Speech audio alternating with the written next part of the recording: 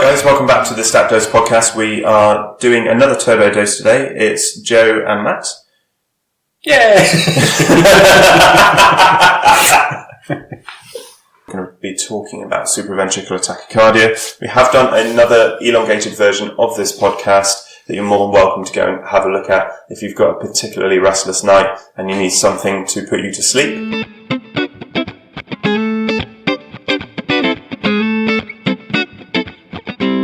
So Matt, tell us about the overview of SVT. So an SVT is, it's sort of electrophysiological disorder. The key diagnostic criteria really being a narrow complex tachycardia. Technically, any arrhythmia that arises from the atria or higher than the bundle of his is technically an SVT. But I think in clinical practice, certainly when using the term SVT, what we actually mean is quite a specific paroxysmal SVT, referring largely to AV-NRT or AVRT, those being AV nodal reentrant tachycardias and atrioventricular reentrant tachycardias. Say that one more time. No, I think ultimately, unless you're a cardiologist or going to go down to that field, the vast majority of people do not need to really understand too much about those two diagnoses. In my opinion, I don't know if you disagree there, Joe. I'm more interested in whether you are a bundle of hiss guy or a bundle of his guy. I'm a bundle of hiss. Yourself? Yeah, I'm a hiss all the way. Yeah, yeah. Tweet us. Maybe we should start a kind of hashtag hiss or hiss. I just don't think it needs to be gendered.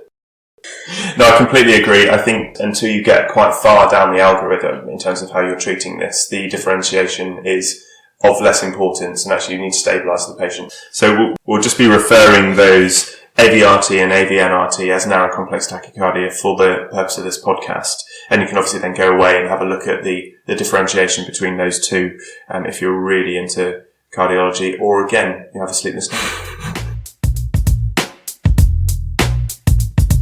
So triggers for narrow complex tachycardia include three of my favourite things. I'm interested to see which order they come in. Caffeine, alcohol and beta agonists. Oh, but we're going to exercise then. No. Caffeine, alcohol, recreational drugs, predominantly cocaine and amphetamines, beta agonists, overuse of beta agonists, and exercise. So remember to take a thorough history and don't get too serious about running. It's not as good for you as you think. Yeah, all sorts of joint problems and narrow complex tachycardia. Let's move rapidly on to presenting features then. The most common presenting complaint is palpitations.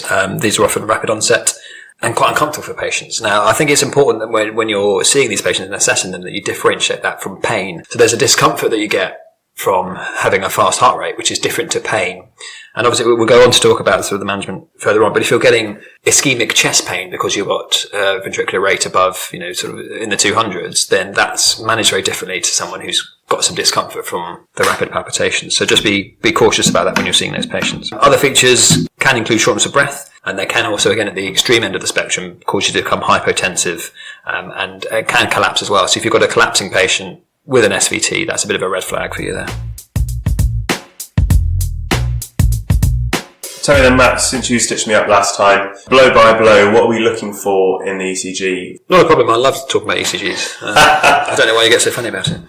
So ECGs. So I think one of the first things you're looking for. I was always taught rhythm axis morphology. That's the order you go in, and I think that shouldn't change here. So in terms of rhythm, you want to know what the ventricular rate is. It's sometimes difficult to differentiate between a paroxysmal SVT and a sinus tachycardia. Both of those are regular narrow complex tachycardias. So physiological tachycardias tend to be less than 150, and you should be able to visualize P waves. So if you've got a heart rate above 150 or you can't visualize P waves, that might put you towards more of a paroxysmal SVT. Second question is it regular or irregular? As I mentioned just a moment ago, paroxysmal SVTs are regular. If you've got an irregular narrow complex tachycardia, that's more likely to be AF with a rapid ventricular response. And then broad or narrow, so that's obviously key. So a broad complex tachycardia would suggest a VT. It can also suggest that there's a pre-existing bundle branch block. Most clinicians would err on the side of caution and consider it to be a VT until proven otherwise. The four things you're looking for in an ECG would point you towards a paroxysmal SVT would be a heart rate above 150, the absence of P waves, a regular rhythm, and a narrow QRS complexes. I think one of the key things to have a look at is the Resource Council guidelines, because it's really, really helpful and it sort of helps you stratify your management, really. We want to adopt an ABCDE approach. We want to attach the patient to a defibrillator for safety and monitoring and printing off rhythm strips. When we're then looking down through that Resource Council guideline, we look for the signs of adverse features. And so these adverse features will, if present, send us down a pathway of using DC cardioversion as opposed to using more therapeutic measures to terminate the SVT. So the adverse features are shock, syncope, heart failure, and chest pain.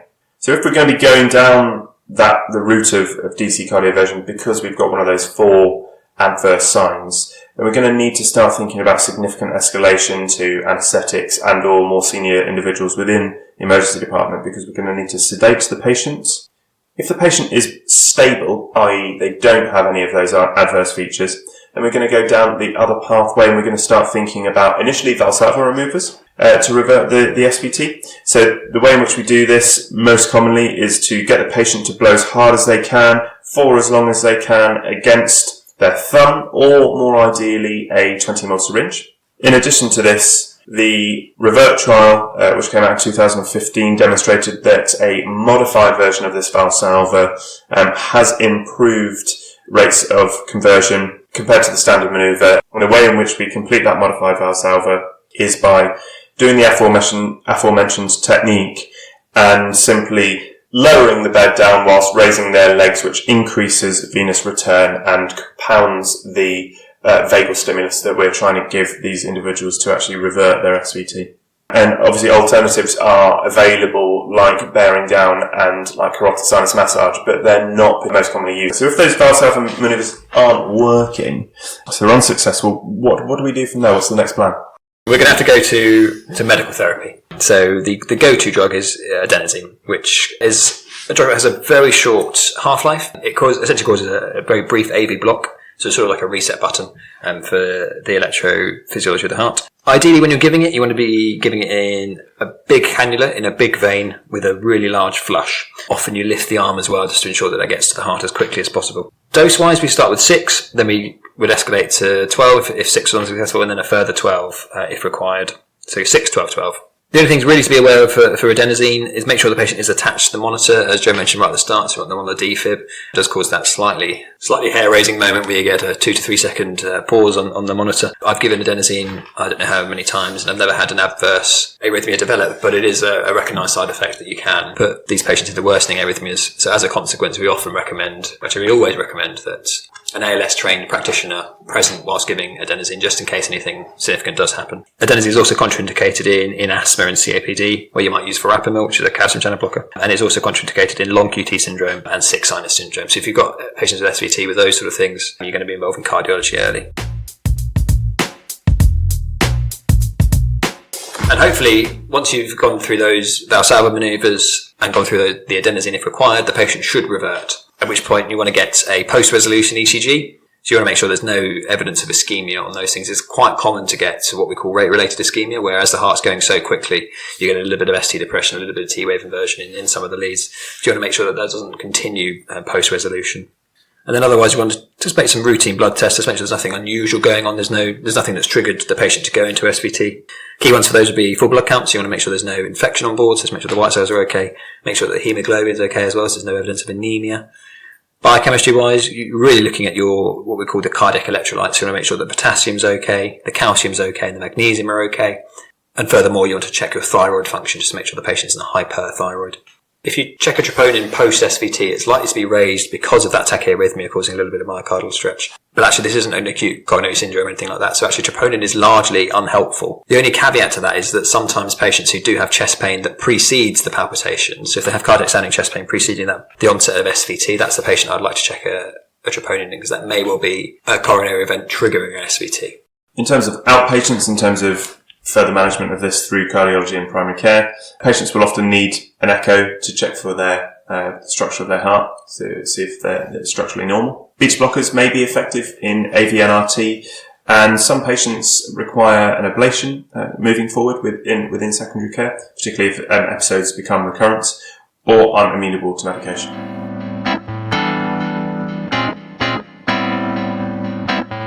We've had a discussion about SVT and the overview of this as a tachyarrhythmia of narrow complex. We talked about the triggers of caffeine, alcohol, drugs, including beta-2 agonists, recreational drugs, and also exercise. We've talked about the presentation predominantly consisting of rapid onset palpitations. We talked about some of the ECG findings and the management to include DC cardioversion if unstable, valsalval manoeuvres followed by adenosine and or verapamil if stable. Moving on to checking post-resolution ECGs and important investigations. We also talked about outpatient management, but of course that's usually something that's undertaken by cardiology and then sort of followed up in primary care.